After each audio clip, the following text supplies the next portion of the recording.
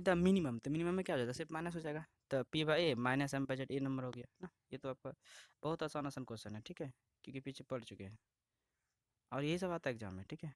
आपको इससे नॉमरिकल भी बन जाएगा, और याद रहेगा तो नॉमरिकल भी यहाँ से बन जाएगा, ठीक है। चलिए अब दूसरा देखिए, रिजल्टेंट स्ट्रेस डिस्ट्रीब्यूशन डायग्राम, उससे देख लेते हैं। देखिए आपको पता है कि इफ़ सिग्मा टी क्या था, डायरेक्ट स्ट्रेस या सिग्मा नॉट इसको बोलते हैं, ये ग्रेटर देन है ना, ग्रेटर देन सिग्मा बी मतलब बेंडिंग स्ट्रेस, मतलब डायरेक्ट स्ट्रेस बेंडिंग स्ट्रेस से ज़्यादा है। अगर डायरेक्ट स्ट्रेस 10 है तो बेंडिंग स्ट्रेस 5 है, ऐसे समझ लीजिए, ठीक है। तब कह रहा है कि then the stress distribution will be, है ना, स्ट्रेस डिस्ट्रीब्यूशन क्या होगा, कंप्लीटली कंप्रेसिव होगा, वेरी अनसेफ होगा। ये दूसरा बोल रहा है completely tensile very safe, completely compressive very very safe, और ऑल ऑफ द अबव, ठीक है। तो ये थोड़ा समझना होगा कि यहाँ पर डायरेक्ट स्ट्रेस ज़्यादा है, तो डायरेक्ट स्ट्रेस ज़्यादा है तो ऑब्वियस सी बात है कंप्रेसिव होगा, ठीक है। डायरेक्ट स्ट्रेस ज़्यादा होगा तो कंप्रेसिव होगा, ठीक है। ये याद रखिएगा चूंकि ये नया टॉपिक है। तो दूसरा क्या है कि जब कंप्रेसिव होगा तो वो ऑलरेडी सेफ होगा, क्योंकि कॉलम में जो है ना, हमको पता है ना, ये चीज़ आपको पता है ना कि जो कॉलम, जो कंक्रीट कॉलम किसका बनता है, कंक्रीट का बनता है। और कंक्रीट जो है ना टेंशन में वीक होता है और कंप्रेशन में स्ट्रांग होता है। जिसमें स्ट्रांग होता है उसमें सेफ है, अब जिसमें वीक है तो उसमें तो अनसेफ हो जाएगा ना। तो टेंशन में अनसेफ हो जाएगा, अगर टेंशन लगेगा, अब तो सोचिए, है ना, अगर टेंशन लगा तो अनसेफ हो जाएगा, कंप्रेशन लगा तो सेफ हो जाएगा। ये तो क्लियर होगा, कंप्रेशन होगा तो सेफ हो जाएगा। चूँकि चूँकि डायरेक्ट स्ट्रेस ज़्यादा है, ठीक है, बेंडिंग स्ट्रेस से, तो यहाँ कंप्रेसिव नेचर का फोर्स ज़्यादा जो है ना ये होगा, ठीक है। तो जब ये कंप्रेसिव होगा तो सेफ हो जाएगा, ठीक है, टेंसाइल होगा तो अनसेफ हो जाएगा। यहाँ क्या हो जाएगा, कंप्लीटली कंप्रेसिव और वेरी सेफ हो जाएगा, है ना। तो यहाँ सी नंबर हो जाएगा आंसर इसका, ठीक है। नहीं आंसर है, छूट गया है, इसका आंसर हो जाएगा C number, all of the above नहीं होगा, ठीक है, याद रखिएगा। दूसरा क्वेश्चन है कि इफ सिग्मा डी और sigma not is equal to sigma B then the stress distribution will be. देखिए अगर दोनों बराबर हो जाए तब क्या होगा, अगर दोनों बराबर हो जाएगा तब पर भी कंप्रेसिव होगा, तब पर भी क्या होगा, कंप्रेसिव होगा, टेंशन नहीं होगा, क्योंकि अभी भी क्या है, दोनों बराबर है। होता क्या है कि जब सिग्मा डी जो है ना, जब कम हो जाएगा सिग्मा बी से, मतलब डायरेक्ट स्ट्रेस छोटा हो जाएगा बेंडिंग स्ट्रेस से, तब उस कंडीशन में टेंशन होता है।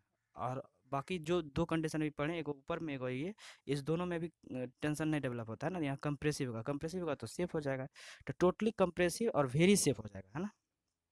टेंसाइल का तो कोई बात ही नहीं है, ठीक है। तो ये तो आप ऑप्शन टेंसाइल जैसे देखिए काट दीजिए आंसर, है ना, मतलब इसको हटा दीजिए, एलिमिनेट कर दीजिए, ठीक है। आंसर हो जाएगा टोटली कंप्रेसिव और वेरी सेफ, तो डी नंबर आंसर हो जाएगा, ठीक है।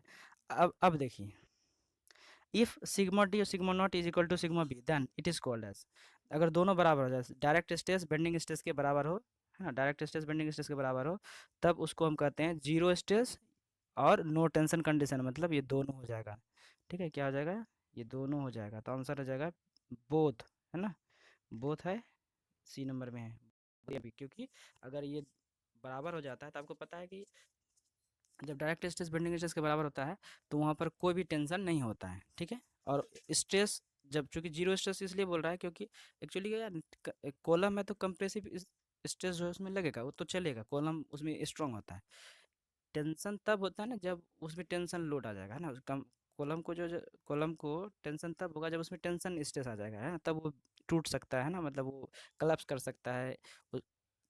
तो अब सोचिए जब ये टेंशन है ये ना तो कोई स्ट्रेस होगा, तो जीरो स्ट्रेस कंडीशन हो गया, मतलब समझने के लिए ट्रिक है ना।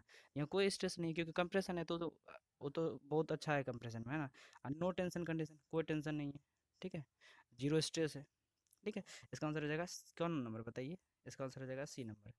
नेक्स्ट क्वेश्चन देखा जाए, देखिए क्या लिखा हुआ है, if sigma not less than, है ना, सिग्मा बी, मतलब सिग्मा बी से सिग्मा नॉट छोटा हो गया, है ना, तब then stress distribution at base of the column will be, तब क्या होगा, स्ट्रेस डिस्ट्रीब्यूशन बेस पर, कॉलम के बेस में क्या होगा, partially compressive partially tensile very unsafe, ठीक है, ये होगा, या फिर partially compressive partially tensile safe होगा, या फिर totally compressive totally compressive safe, या आपका डी नंबर है टोटली टेंसाइल अनसेफ, ठीक है। तो सबसे पहले तो आपको ये बता दें कि अगर सिग्मा डी सिग्मा बी से छोटा हो जाता है, मतलब अगर डायरेक्ट स्ट्रेस मान लीजिए 10 है लेकिन बेंडिंग 15 है, ठीक है, तो इस कंडीशन में जो है कि ये जो है कि आपका इसमें पार्सली कंप्रेसिव हो जाता है और पार्सली टेंसाइल हो जाता है। तो पहला तो ये ऑप्शन देखो कहाँ है, ये टोटली भी खत्म हो जाएगा। टोटल तो कंप्रेसिव होगा ना, पहला खत्म। टोटल टेंसाइल भी नहीं होगा, क्योंकि कंप्रेसिव तो होना ही होना है। ठीक है, कंप्रेसिव खत्म नहीं हो सकता है। ठीक है, तो टोटली कंप्रेसिव तो नहीं होगा, टोटली टेंसाइल भी नहीं होगा, दो खत्म। हाँ, पार्सली कंप्रेसिव। अब देखो, पार्सली कंप्रेसिव होगा, पार्सली टेंसाइल होगा, तो कभी भी सेफ नहीं हो सकता है। ठीक है, वेरी सेफ तो मतलब ये सेफ नहीं हो सकता है। ठीक है, क्योंकि टेंशन आ गया है, टेंशन कॉलम में आ जाता है तो वो अनसेफ हो जाता है ना। तो अनसेफ वाला कौन है? ये नंबर है। ठीक है, ये या तो आपको पता है। चलिए, अब आगे बढ़ जाते हैं। अगला है आपका, due to eccentric load bending moment M develop at the dash of dash is equal to P into E. देखिए, आपको पता है इसेंट्रिक लोड की वजह से बेंडिंग जो है ना, मोमेंट डेवलप होता है। तो किस कहाँ पर होता है? तो वो सेंट्रॉइड पर होता है। कहाँ पर होता है? सेंट्रॉइड पर होता है, क्योंकि पी इंटू ई जो लेते हैं तो वो ये जो इधर से जो लोड लगता है, ये यहाँ से लोड लगता है ना, ये इसका सी जी है, ये ई है। तो पी इंटू, ये पी है, तो पी इंटू ई जो लेते हैं, तो जो एम निकलता है, ये एम कहाँ पर निकलता है? सी जी पर निकलता है। कहाँ पर निकलता है? सी जी पर निकलता है। अगर और से समझिएगा, थोड़ा समझा देते हैं। देखिए, ये देखिए, ये आपका जो है, ये आपका एक प्लान बना दिए कॉलम का, रेक्टेंगुलर कॉलम। ये यहाँ पर लग रहा है, मान लीजिए पी यहाँ लग रहा है, ई ये है। अब ये इसी ना सी जी, ये ना जी है बीच में, जहाँ क्रॉस किया दोनों एक्सिस। हाँ, ये वाला। ठीक है, तो जब ये पी है, पी इंटू ई निकालोगे, तो ये इसी के अबाउट निकलेगा, सी जी के अबाउट निकलेगा। ठीक है, सेंट्रॉइड हो जाएगा। ठीक है, चलिए नेक्स्ट बढ़ जाते हैं। देखिए, अगला क्वेश्चन है आपका, if the corner B and C are closer to the eccentric load P, the maximum stress will be develop at. अगर देखिए बी सी के क्लोजर है, तो मैक्सिमम स्ट्रेस को किधर होगा? फेस ए डी में होगा, फेस ए बी में होगा, या फेस बी सी होगा? ऑब्वियस बात है, maximum stress face B C होगा, क्योंकि जिधर क्लोजर है उधर ना स्ट्रेस ज़्यादा होगा, क्योंकि लोड स्ट्रेस के डायरेक्टली प्रोपोर्शनल होता है। अब देखिए, फोर्स अपॉन एरिया होता है ना, लोड ज़्यादा स्ट्रेस ज़्यादा, तो अब सोचिए लोड किधर ज़्यादा होगा? बी सी फेस की ओर ज़्यादा लोड होगा, क्योंकि इधर लोड लग रहा है। ठीक है, तो ये ज़्यादा, तो स्ट्रेस भी ज़्यादा होगा, तो मैक्सिमम स्ट्रेस इधर हो जाएगा बी सी फेस, ये डी फेस में नहीं होगा। ठीक है, तो क्लियर हो गया आपको? चलिए next, if the corner A and D are always away from the eccentric load P, the minimum stress will be developed at the face। देखिए, ए डी से दूर है, तो मिनिमम स्ट्रेस इधर ए डी फेस में हो जाएगा। किधर हो जाएगा? ए डी फेस में हो जाएगा। बता चुके हैं, ये जो अभी जो बताए थे, ये इस तरह का, ये ये बी था, ये सी था, ये ए था, ये डी था। तो फोर्स तो अभी इधर लग रहा था ना, तो फोर्स तो यहाँ लग रहा था। अब ए डी फेस से दूर है ना फोर्स, देखिए दूर है। ठीक है, तो इधर क्या आ जाएगा? मिनिमम स्ट्रेस होगा। ठीक है, next, maximum resultant stress will be compressive tensile both A and B, मतलब बोथ ए एंड बी, ना ना। ये बहुत बढ़िया क्वेश्चन है। ठीक है, आप समझिए, मैक्सिमम रिजल्टेंट कभी भी टेंसाइल होगा या कंप्रेसिव होगा या क्या होगा।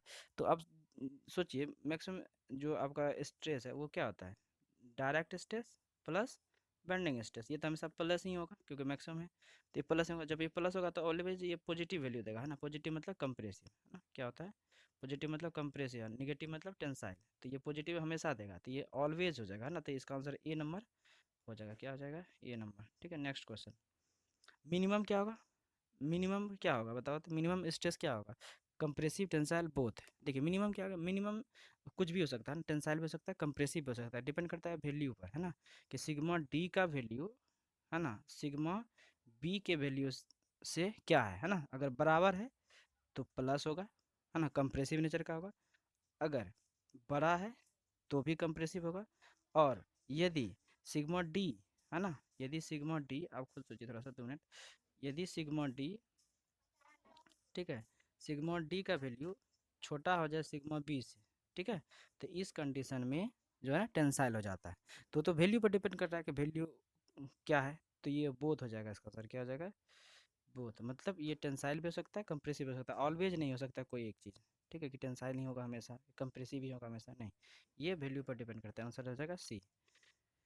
नेक्स्ट, द नेच देखिए, अगला कुछ क्वेश्चन है आपका, nature the nature of stress of sigma mean will depend upon the magnitude of dash and dash।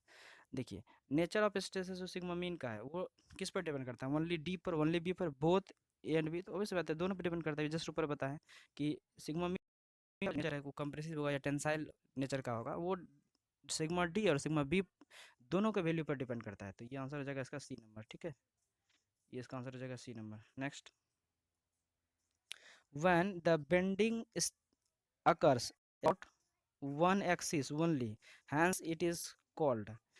देखिए, when bending occurs about one axis only, अगर एक एक्सिस के अबाउट बेंडिंग होता है तो उसको हम क्या कहते हैं, बायक्सियल बेंडिंग या ट्रायक्सियल बेंडिंग या बोथ एंड भी या यूनिएक्सियल बेंडिंग। तो वैसे बात है एक एक्सिस है तो यूनि हो जाएगा, ट्राई डाई कैसे होगा, बाय मतलब दो होता है, ट्राई मतलब तीन होता है, दो। देखिए जब यहाँ साफ साफ लिखा है कि वन एक्सिस के अबाउट है ना, यहाँ क्या लिखा है, वन एक्सिस के अबाउट बेंडिंग हो रहा है तो यूनिएक्सियल हो जाएगा। ये तो सीधा क्वेश्चन है। अगला,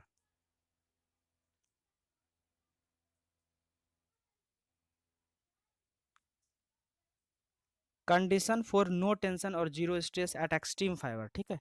तो आप नो टेंशन कंडीशन क्या है आपको पता है, condition for no tension is also called as one stress at extreme fibre, zero stress at extreme fibre, three stress at extreme all. तो आपको पता है जीरो स्ट्रेस होता है नो टेंशन कंडीशन में, क्या होता है, क्या बताए थे, क्या बताए थे, जीरो, बी नंबर हो जाएगा इसका आंसर, क्या हो जाएगा, क्या हो जाएगा इसका बताइए, बी हो जाएगा, क्या हो जाएगा, बी हो जाएगा, ठीक है। Next, if the direct stress should be equal to or greater than maximum bending stress then tension will be occur, ठीक है। तो आपको पता होना चाहिए कि यदि डायरेक्ट स्ट्रेस है ना इक्वल है या ग्रेटर देन है मैक्सिमम बेंडिंग स्ट्रेस से तो टेंशन होगा या नहीं होगा, तो नो, टेंशन होगा नहीं होगा। डायरेक्ट स्ट्रेस ज़्यादा है या उस डायरेक्ट स्ट्रेस बेंडिंग स्ट्रेस से ज़्यादा है या बराबर है, उस दोनों कंडीशन में टेंशन नहीं होता है। हाँ माइनस हो जाएगा मतलब छोटा हो जाएगा तब, जैसे कि डायरेक्ट स्ट्रेस छोटा हो गया बेंडिंग से तब टेंशन होगा।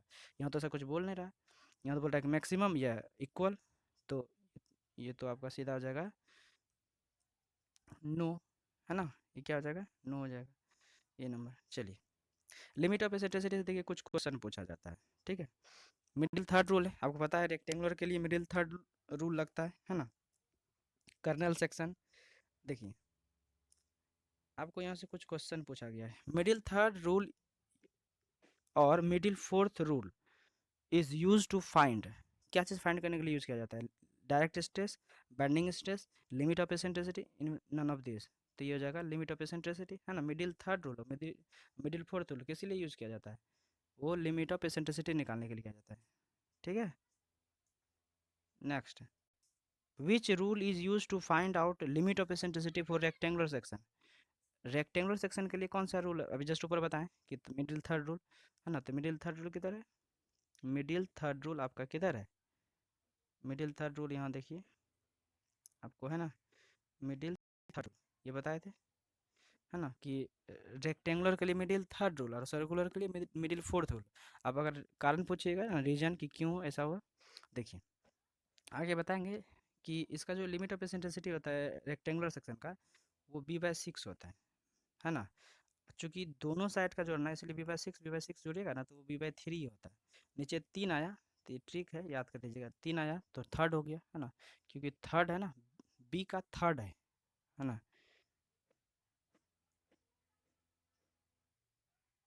आगे, the maximum distance between centroid of the section and point of loading in which only compressive stress produce and no tensile stress produce then it is called, तो वो maximum distance जिसके अंदर, है ना, सिर्फ और सिर्फ कंप्रेसिव स्ट्रेस प्रोड्यूस होता है, कोई टेंसाइल स्ट्रेस नहीं होता है, तो उस वो जो मैक्सिमम डिस्टेंस है उसको क्या कहते हैं, सेंट्रिसिटी कहते हैं या लिमिट ऑफ एसेंट्रिसिटी कहते हैं या बोथ, नॉन ऑफ दिस। देखिए इसका आंसर हो जाएगा B number, limit of eccentricity. अब बोलिएगा एसेंट्रिसिटी क्यों नहीं हुआ, देखिए एसेंट्रिसिटी क्या होता है, एसेंट्रिसिटी होता है जब जो एसेंट्रिक लोड है वो जहाँ लगता है और जो सी जी से, है ना, सेक्शन का जो सी जी होगा वहाँ से डिस्टेंस होता है ना। तो अब वो जो लोड है वो हो सकता है उस मतलब उसमें टेंशन, उस लोड की वजह से टेंशन हो सकता है सेक्शन में आ जाए, ठीक है, और नहीं भी आ सकता है। तो अगर टेंशन आ जाएगा तब तो ये ऊपर वाला जो लिखा है कि नो टेंशन तो वो तो मतलब कंडीशन फुलफिल नहीं होगा। इसीलिए इसेंट्रिसिटी, जो इसेंट्रिसिटी का मतलब सिर्फ डिस्टेंस होता है कि जो इसेंट्रिक लोड लग रहा है जहाँ पर भी लग रहा है वो और सी जी के बीच का डिस्टेंस होता है, ना कि लिमिट लग गया कि नहीं उसके अंदर टेंशन होगा ही नहीं होगा, हो भी सकता है नहीं भी हो सकता है। तो इसीलिए यहाँ चूंकि कंडीशन लगा दिया ऊपर में कि नहीं टेंशन नहीं ही होना है, तब लिमिट हो जाएगा। ठीक है, लिमिट ऑफ इसेंट्रिसिटी। चलिए नेक्स्ट नंबर है